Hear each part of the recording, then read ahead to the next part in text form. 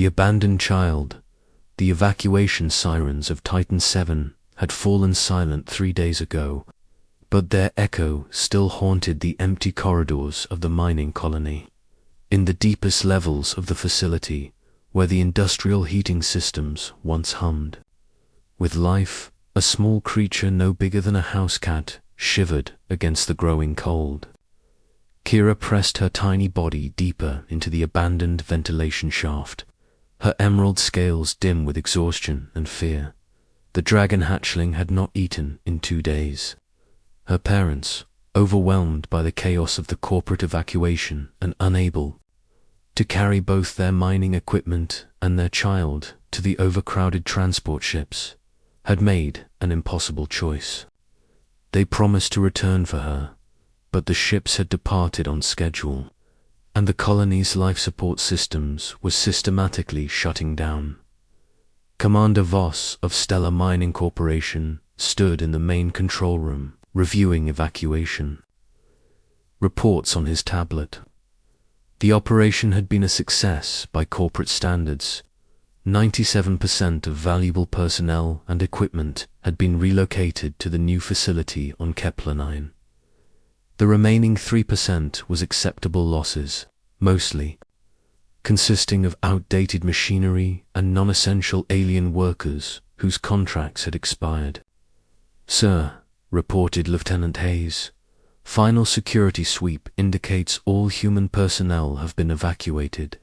Some alien families were left behind, but that falls within acceptable parameters according to corporate policy." Voss nodded coldly. "Good. Initialize the final shutdown sequence. I want this facility completely dark within 72 hours. What neither man knew was that Marcus Webb, a veteran mining engineer with 23 years of service, had volunteered to stay behind for an additional week. Officially, he was there to salvage critical equipment that couldn't fit on the transport ships. Unofficially, Marcus had grown tired of corporate efficiency that treated living beings as expendable resources. Marcus made his way through the lower levels, his heavy boots echoing in the empty corridors. At 55 years old, he had seen too many company towns rise and fall, too many families torn apart by corporate decisions made in boardrooms light years away. His weathered face bore the scars of countless mining accidents, and his grey beard hid a jaw that had been broken twice in tunnel collapses. The sound of his scanner led him deeper into the facility than he had planned to venture. The device was detecting trace amounts of rare minerals in the lower ventilation systems, possibly valuable enough to justify the extra salvage time. But as he moved closer to the source, the readings changed. The scanner was picking up organic signatures, not minerals. A soft whimper echoed through the darkness, so quiet that Marcus almost missed it over the hum of his equipment. He stopped, listening intently. The sound came again, weak and desperate. Following the noise, Marcus found himself at a junction of old ventilation shafts that had been abandoned when the newer systems were installed. "Hello," he called softly. "Anyone there?" A pair of golden eyes reflected his flashlight beam from deep within the narrow shaft. Marcus knelt down, adjusting his light to its lowest setting. What he saw made his breath catch in his throat. A dragon hatchling, barely the size of his boot, stared back at him with eyes that held far too much fear for such a young creature. "Well, I'll be damned," Marcus whispered. He had worked alongside adult dragons for years, respecting their intelligence and work ethic, but he had never seen a hatchling this young. The little creature was clearly starving, her scales dull and her small body trembling with cold. Marcus knew the regulations. Non-human entities found on corporate property after evacuation were to be reported to security for disposal. It was more efficient than determining ownership or arranging separate transportation. But as he looked into those desperate golden eyes, Marcus felt something he hadn't experienced in years. He felt needed. "Hey there, little one," he said gently. Switching to the basic dragon language he had learnt during his years working with adult dragons.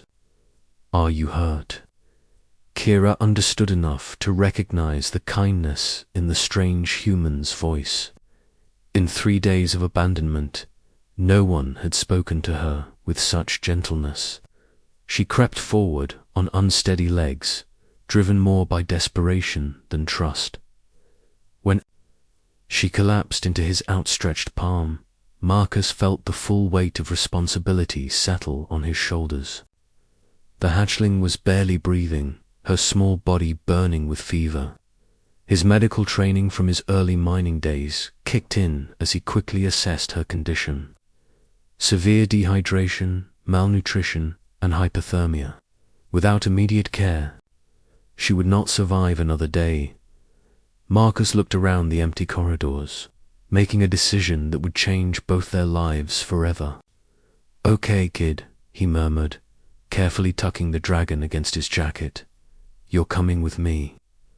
His quarters in the engineering section had been designed for long-term habitation during extended mining operations. Marcus converted his small kitchen into a makeshift medical bay, using his knowledge of dragon physiology gleaned from years of working alongside adult dragons. The hatchling needed warmth, hydration, and specialized nutrition that his standard rations couldn't provide. That first night was the longest of Marcus's life. He improvised an incubator using heating elements from mining equipment carefully, monitoring the temperature to match the conditions of a dragon nursery. Kira drifted in and out of consciousness, occasionally making small chirping sounds that reminded Marcus of the distressed calls he had heard adult dragons make when separated from their young. "Hang in there, little fighter," he whispered, gently, stroking the tiny head with one finger. "You've got more fight in you than half the miners I've known." By the second day, Kira's condition had stabilized. Her fever broke, and she began to show interest in the improvised food mixture Marcus had created using mineral supplements and protein compounds. The hatchling's natural curiosity began to emerge as she explored her new environment, always staying close to the warmth of Marcus's presence. Marcus discovered that dragons learned at an incredible rate. Within days, Kira was mimicking his movements and attempting to communicate in broken standard.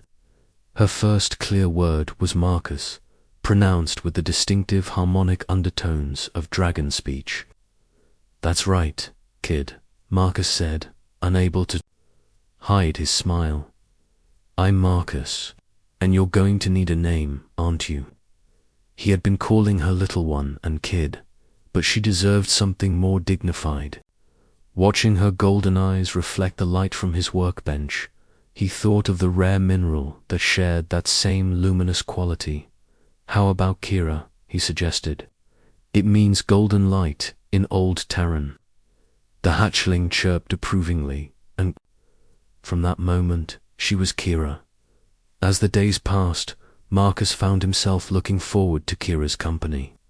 The isolation of the abandoned facility had been weighing on him more than he cared to admit. But Kira's presence brought life back to the empty corridors. She would perch on his shoulder as he worked, occasionally offering comments in her growing vocabulary of standard mixed with dragon harmonics. "Marcus sad?" she asked one evening, noticing his troubled expression as he reviewed evacuation reports. Marcus paused in his work. The hatchling's emotional intelligence was remarkable for one so young. "Sometimes, Kira, sometimes humans get sad when they see others being treated badly, like Kira was treated badly." The simple question hit Marcus harder than he expected. "Yeah, kid, like you were treated badly, but that's going to change now." Kira climbed down from his shoulder and curled up against his arm, her small body warm and trusting. In that moment, Marcus understood what he had been missing in his life: purpose.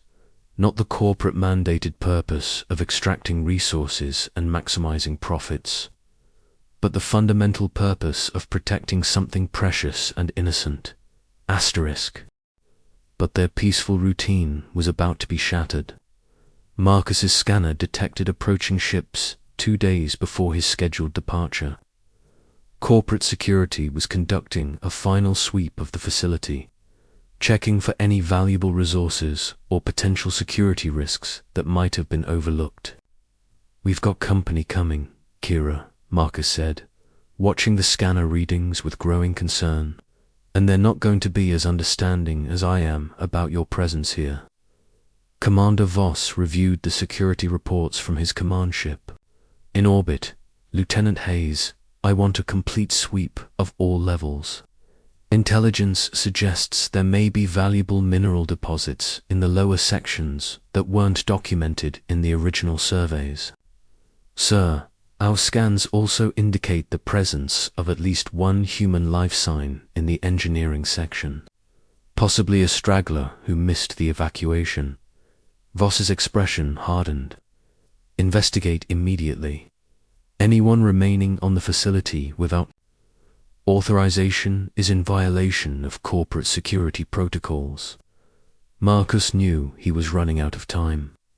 The security team would reach his section within hours, and hiding a dragon hatchling in a facility designed for human habitation would be nearly impossible. But Marcus Webb had not survived 23 years in the mining business by giving up when faced with impossible odds. "All right, Kira," he said, gathering his essential equipment. "Time for your first lesson in human stubbornness. We're going to show these corporate types what happens when they mess with family." Kira tilted her head curiously. "Family?"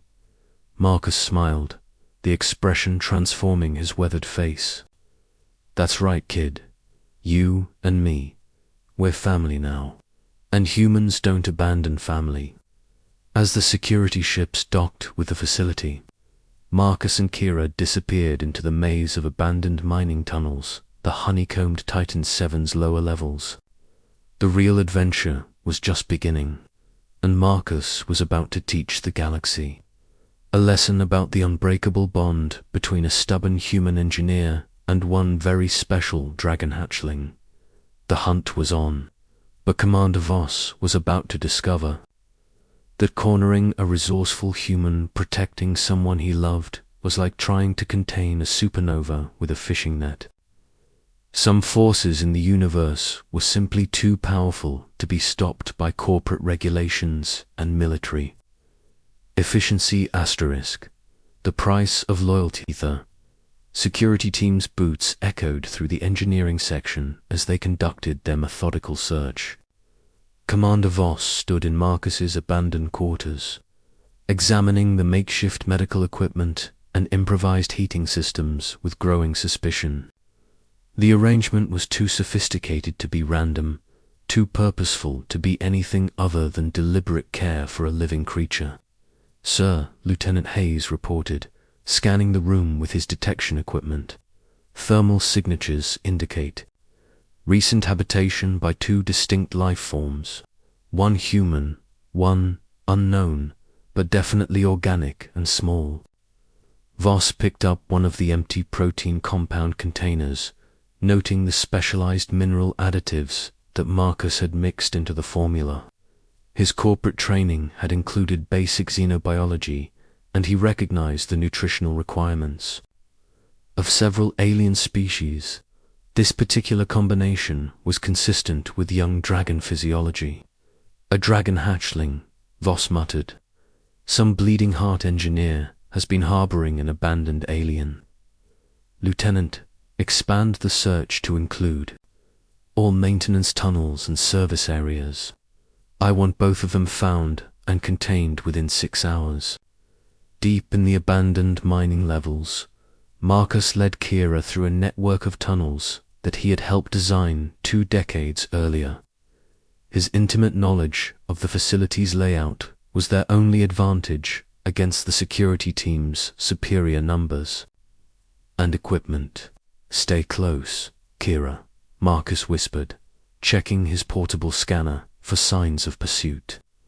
"These tunnels connect to the old extraction sites. We can hide there until they give up and leave." But Kira was changing.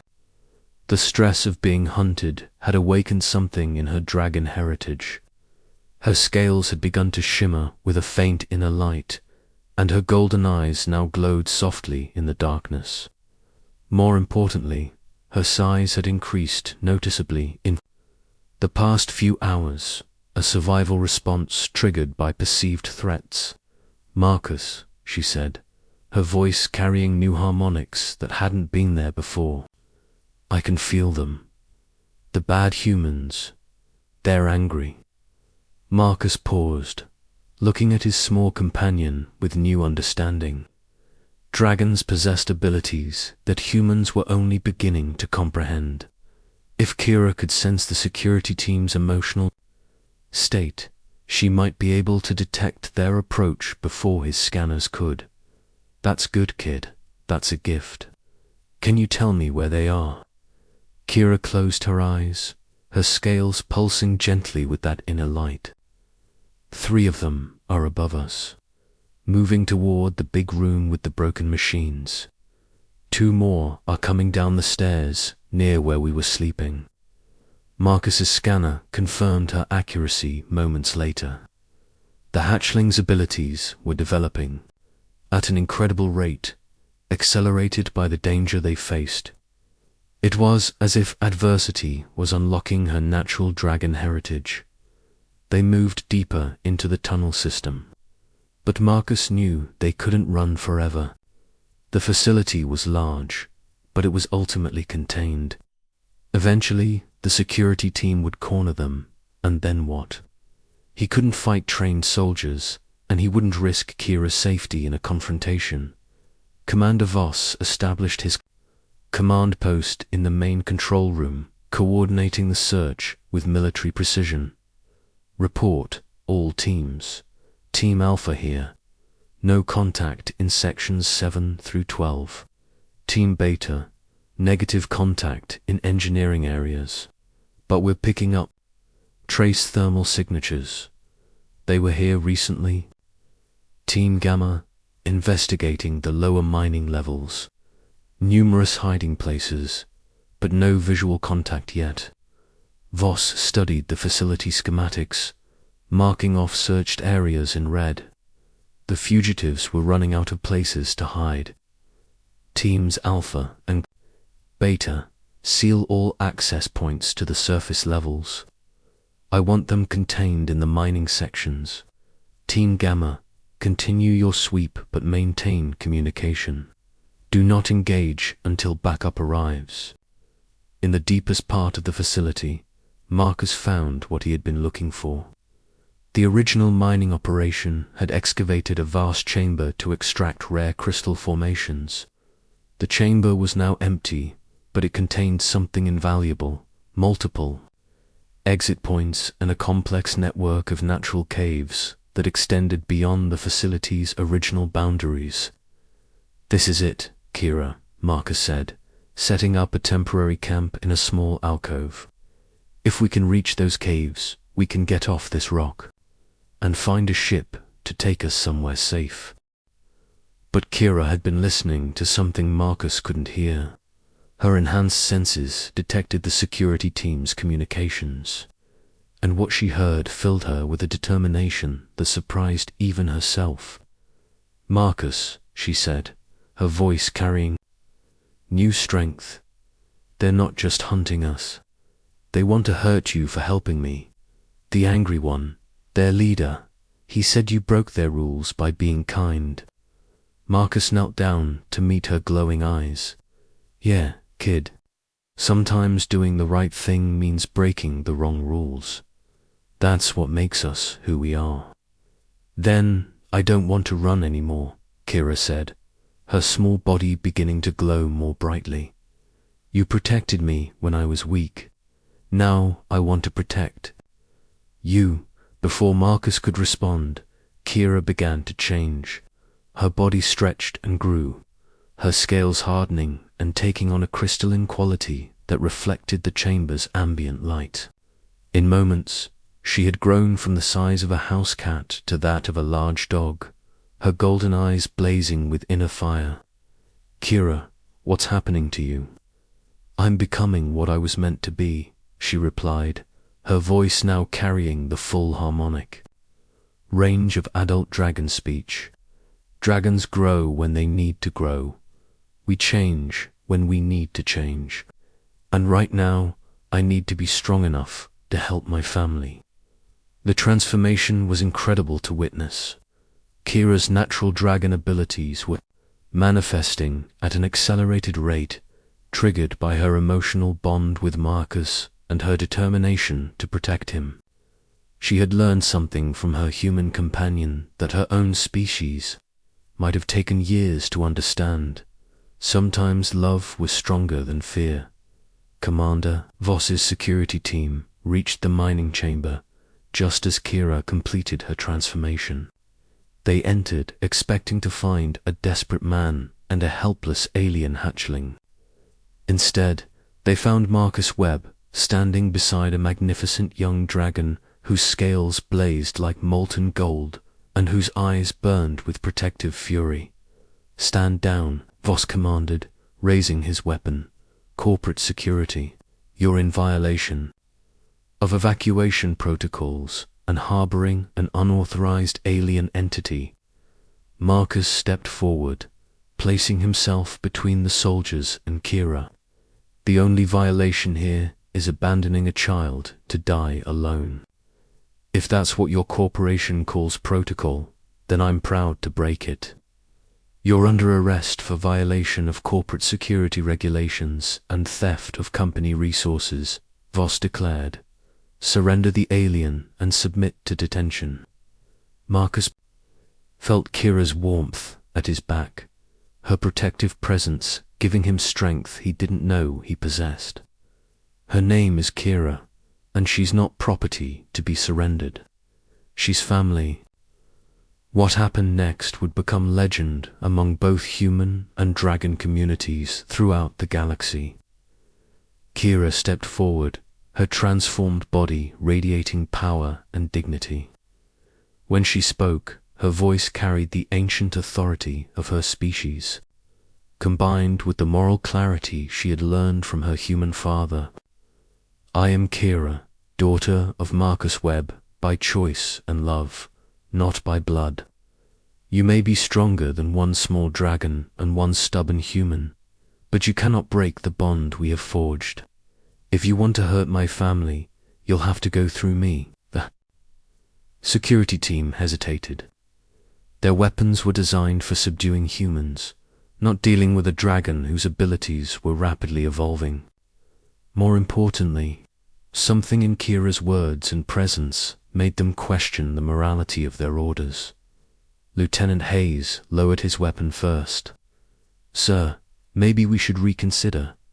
This situation isn't what we expected." But Commander Voss was driven by corporate loyalty that had replaced his humanity long ago. "Stand your ground, Lieutenant. It's just one dragon and one old man. That was his mistake. He had underestimated the power of human ingenuity combined with dragon loyalty." Marcus activated a device he had been preparing while Kira mining charge that would collapse several support tunnels, creating a new exit route while sealing off pursuit. "Kira, can you fly yet?" The young dragon's eyes blazed with confidence. "For you, Marcus, I can do anything." As the mining charges detonated and the chamber filled with dust and debris, Marcus climbed onto Kira's back. Together, they soared through the newly created opening and into the vast cave system beyond. Behind them, Commander Voss shouted orders at soldiers who were beginning to question whether they were following orders or simply enabling cruelty. Hours later, Marcus and Kira emerged from the caves on the far side of Titan 7, where a small cargo ship waited in a hidden landing bay. Marcus had called in favors from old mining contacts, arranging transportation to a frontier world where corporations had less influence and families, regardless of species, were judged by their loyalty to each other rather than their compliance with regulations. As they lifted off from Titan 7, Kira curled up next to Marcus in the ship's small passenger compartment. She had returned to a more manageable size, but her scales still held that inner light, and her eyes still blazed with the confidence of a dragon who had discovered her own strength. "Marcus," she said sleepily, "where are we going?" Marcus looked out at the stars, feeling more hopeful than he had in years. "Somewhere better, kid. Somewhere that understands that family isn't about species or regulations. It's about being willing to stand by each other, no matter what the cost." Their story spread throughout the galaxy, carried by the crew of cargo ships and whispered in mining stations and frontier colonies. It became a tale of hope for the abandoned and forgotten, proof that sometimes the strongest bonds were forged, not by blood or law, but by choice and love. Commander Voss returned to corporate headquarters to face difficult questions about his failure to apprehend two fugitives. But more importantly, he faced questions from his own soldiers about the morality of orders that would separate families and abandon children. Meanwhile, on a small agricultural world at the galaxy's edge, a gruff mining engineer and a remarkable young dragon began building a new life together. They established a sanctuary for abandoned alien children, funded by Marcus's mining expertise and protected by Kira's growing abilities. Their legacy became more than just a story. It became a movement, proving that the greatest strength in the galaxy wasn't corporate efficiency or military power, but the simple human refusal to abandon those who needed protection, regardless of what species they happened to be in the end. Marcus Webb and Kira had done something that would echo through the ages. They had shown that love could transcend species, that family could be chosen rather than inherited, and that sometimes the most important victories were won not through strength or cunning, but through the simple decision to care about someone other than yourself. The stars wheeled in their ancient patterns, but in the galaxy's vast tapestry, one more thread had been woven. The unbreakable bond between human determination and dragon loyalty had created something beautiful and enduring. A beacon of hope in a universe too often governed by cold efficiency and corporate profit. Sometimes, the most important stories weren't about conquering worlds or defeating enemies. Sometimes they were simply about a lonely man and an abandoned dragon who discovered that family was something you chose to build. One act of kindness at a time. Asterisk.